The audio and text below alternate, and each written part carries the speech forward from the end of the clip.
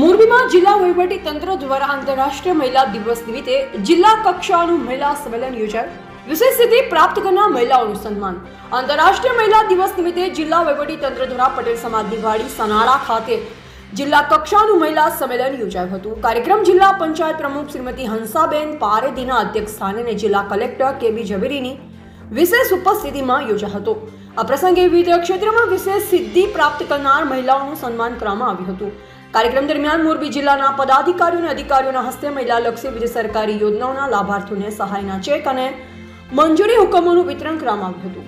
જેમાં વહાલી દીકરી યોજના, ગંગા સ્વરૂપા આર્થિક સહાય યોજના, મહિલા સ્વાવલંબન યોજના સહિત અન્ય યોજનાઓના લાભાર્થીઓને સહાય આપવામાં આવી હતી. આજે મોરબી જિલ્લામાં વિશ્વ મહિલા દિવસના દિવસે જે મોરબી જે જિલ્લા વહીવટી તંત્ર દ્વારા જે આજે ખૂબ જ સરસ કાર્યક્રમ કરવામાં આવ્યો અને આખા જિલ્લામાંથી અને શહેરમાંથી બહેનો પધારેલી હતી.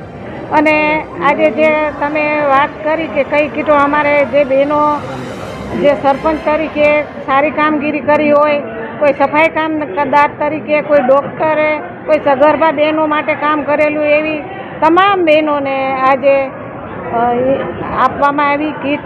અને જે મહિલાઓ જે હોસ્પિટલમાંથી જે બહેનોને સગર્ભા જે ડિલિવરી સમય પછી આપવામાં આવે છે એ કીટ પણ વાલી દીકરીને આપવામાં આવી છે.